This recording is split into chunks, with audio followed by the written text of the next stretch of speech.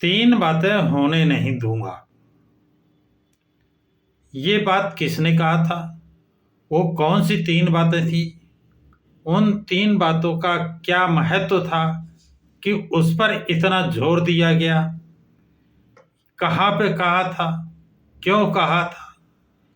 किसने कहा था? ये सब चीजें जानने के लिए आपको इस वीडियो को अंत तक देखना होगा। कौन सा ऐसा विषय महत्वपूर्ण था? तो साथियों, आइए अब मेन विषय पर चलते हैं कि डॉक्टर भीमराव अंबेडकर ने वायसराय के कार्यकारी मंत्रिमंडल में अधिकार ग्रहण किया, मतलब उनको मंत्री बनाया गया था। और मंत्री बनने का उन्होंने कब पदभार ग्रहण किया था? 20 जुलाई 1942 को। और मंत्री बनाए जाने के उपलक्ष्य में उनका सम्मान समारोह किया गया था। वो कब किया गया था? 21 जुलाई 1942 को। किसने कराया था वो सम्मान समारोह? नेशनल सीमेंस यूनियन मुंबई की ओर से ताज होटल में वो सम्मान समारोह हुआ था, कराया गया था। सम्मान समारोह के समय मजदूर विभाग के मंत्री के नाते उन्होंने पहला भाषण मुंबई में दिया। मजदूर विभाग के मंत्री मतलब बाबा साहब को श्रम मंत्री बनाया गया था, लेबर मिनिस्टर थे और वो मजदूरों से संबंधित थे। और बाबा साहब की मजदूरों से कितनी हमदर्दी थी, कितनी सहानुभूति थी, ये चीज आपको आगे देखने को मिलेगी। वो तो उन्होंने पहला भाषण में उन्होंने मुंबई में दिया था। उन्होंने मतलब कौन? Doctor B.R. अंबेडकर ने बताया कि वो खुद मजदूर वर्ग से हैं। किससे हैं? डॉक्टर अंबेडकर खुद कह रहे हैं कि मैं खुद मजदूर वर्ग से हूं। और जो मजदूरों की भावनाएं और आकांक्षाएं हैं, वही उनकी अपनी भावनाएं और आकांक्षाएं हैं। यानी मजदूरों की भावनाएं आकांक्षाएं को अपनी भावनाएं आकांक्षाएं बाबा साहब डॉक्टर भीमराव अंबेडकर बता रहे हैं।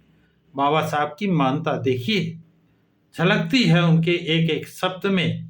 आगे कहते हैं, आगे उन्होंने कहा कि जिस कार्यकारी मंडल पर आपकी नियुक्ति हुई है, ये नहीं कह रहे हैं कि मेरी नियुक्ति हुई है, बाबा साहब कहते हैं आपकी नियुक्ति हुई है, वह मुख्यतः युद्ध कोशिशों के लिए है।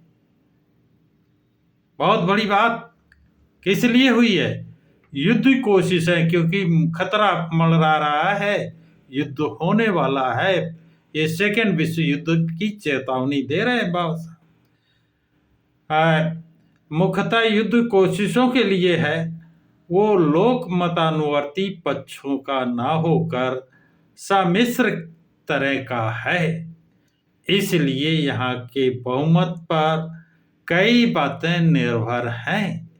मतलब जो बहुमत पे बहुत सी बातें निर्भर करेंगी। चेता रहे हैं कि सब कुछ मैं नहीं कर सकता, लेकिन मैं कितना करूँगा, कर सकता हूँ, ये भी बाबा साहब बताने से नहीं चूकते हैं। हालांकि बाबा साहब आगे कहते हैं, हालांकि किसी भी तरह से मैं तीन बातें निश्चित रूप से नहीं होने दूंगा। यानी कितनी भी विषम परिस्थितियां आ जाएं, विपरीत परिस्थितियां आ जाएं, लेकिन तीन बातें तो किसी भी सूरत में नहीं होने दूंगा। वो जानने योग है। वो कौन सी तीन बातें हैं जिन पर बाबा साहब इतना जोर दे रहे हैं कि ये तीन बातें मैं नहीं होने दूंगा? ऐसे लेबर मिनिस्टर, मैं इन तीन बातों को नहीं होने दूंगा। तो साथियों, पहली बात है, आज जो कामगारों का जीवन स्तर है उसे घटने नहीं दूंगा। युद्ध भले हो, कितनी विषम परिस्थितियां आ जाए, लेकिन लेबर का जो आज स्तर है, जिस स्तर पे आज खड़े हैं, उससे उनका स्तर नीचे नहीं जाने दूंगा। ऊपर उठाने का प्रयास करूंगा। यदि ऊपर नहीं उठा पाया तो नीचे भी नहीं जाने दूंगा। इस बात की बाबा साहब गारंटी दे रहे हैं कि मैं उनके जीवन स्तर को घटने नहीं दूंगा और सुव्यवस्थित और सुसंस्कृत ढंग से वो जी सकें, इतनी वृत्ति उसमें लाने की कोशिश करूंगा कि वो सुव्यवस्थित ढंग से जी सकें। ये वृत्ति लाने की कोशिश करूंगा। दूसरी बात जो कहते हैं वो समझने की है, राष्ट्रीय युद्धों में अन्न की अपेक्षा कामगारों पर अधिक स्वार्थ त्याग का बोझ अधिक ना आए, इतना ख्याल रखूंगा। यानी ये होगा जब संकट आता है तो काम करने वाले कौन है? लेबर है। उनको देशभक्ति आयत के नाम पर उनका स्वार्थ त्याग क्या है? पैसे की कटौती की जाएगी, उनकी सुविधाओं को छीना जाएगा। तो इसका मैं ख्याल रखूंगा कि उनके साथ विपरीत प्रभाव ना पड़े, उनका स्तर गिरने ना पाए, कोई भी स्तर हो। और ये जब ही है जब उनके अधिकारों को छीना नहीं जाएगा।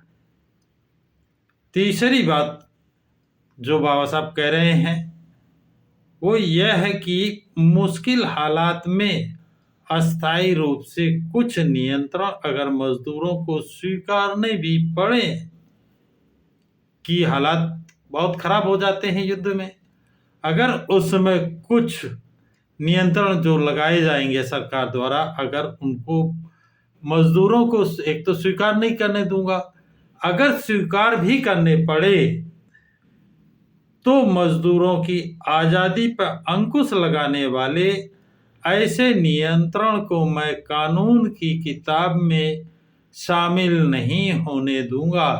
मतलब मैं उन्हें कानून नहीं बनने दूंगा।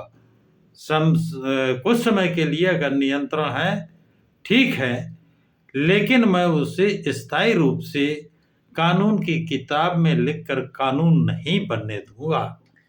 ये बाबा साहब कहते हैं। उन्होंने इस बात का भी आश्वासन दिया कि कभी अगर मालिक और मजदूरों के बीच कोई झगड़ा हो तो हमारी सहानुभूति मजदूरों के साथ रहेगी। ऐसा नहीं कि हम मंत्री हैं और मिल मालिकों के साथ मेरी सहानुभूति नहीं। अगर मिल मालिकों और मजदूरों के बीच कोई ऐसा विवाद आता है तो मेरी हमेशा सहानुभूति मजदूरों के साथ होगी, उनके हितों के लिए होगी। नेशनल सीमेंट्स यूनियन की ओर से डॉक्टर अंबेडकर का सम्मान करते हुए मिस्टर मिर्जा अख्तर हुसैन खां और खाबा अहमद इंजीनियर साहिब ने हिंदी खलासियों की मुश्किलें, कठिनाइयों और शिकायतें उनके सामने व्यक्त की। उन्हें जवाब देते हुए डॉक्टर अंबेडकर ने सूचना की कि उनकी शिकायतें हैं उनको लिखित रूप से अधिकृत रूप से भेजें जिससे उनका निस्तारण किया जा सके। उन्होंने कहा कि भारत के किनारों पर कभी भी दुश्मन का हमला हो सकता है। बाबा साहब चेतावनी दे रहे हैं कि ये जो समुद्र का किनारा है इस पर कभी भी दुश्मन का हमला हो सकता है। तो क्या है उसके लिए? इसलिए सुरक्षा के नजरिए से इस देश के खलासी और नाविकों को सैनिकों से अधिक महत्व प्राप्त है। क्यों? ऐसा क्यों? कि नाविक अगर खतरे में आ गए, नागरिक अगर मारे गए, नाविक अगर मारे गए तो नाव को कौन रखेगा, कौन सामान पहुंचाएगा? खलासी सामान जो उतारते, चढ़ाते, रखते, व्यवस्थित करते हैं, उनको सैनिकों से ज्यादा सुरक्षा दी गई है, उनको ज्यादा सम्मान दिया गया है, उनको ज्यादा महत्व दिया गया है कि एक नाव को 4 नाविक चलाएंगे, 2 नाविक चलाएंगे, उसमें सैकड़ों सैनिक होंगे, तो नाविक अगर खतरे में आ गया तो सभी खतरे में आ जाएंगे। इस बात के लिए उनको विशेष महत्व दिया गया है, वहां से बताते हैं। इस सम्मान समारोह में कई प्रतिष्ठित, आमंत्रित और स्थानीय अधिकारी भी उपस्थित थे। तो साथियों, ये जानकारी आप लोगों को कैसी लगी? कमेंट्स बॉक्स में जरूर लिखें कि बाबा साहब मंत्री बनने के बाद उनकी मजदूरों के प्रति क्या हमदर्दी थी, कितनी सहानुभूति थी, क्या वो कभी अपने को मजदूर वर्ग से अलग समझे, अपनी संज्ञा उन्होंने क्या दी, और ये सारी चीज़ें आपको अच्छी लगें, जो भी इसके विषय में विचार हो, उन्हें कमेंट्स बॉक्स में जरूर लिखाएं। इस वीडियो को अधिक से अधिक शेयर, लाइक, सब्सक्राइब करें। ये बाबा साहब की राइटिंग एंड स्पीचेस खंड 39 पेज नंबर 376 से लिया गया है।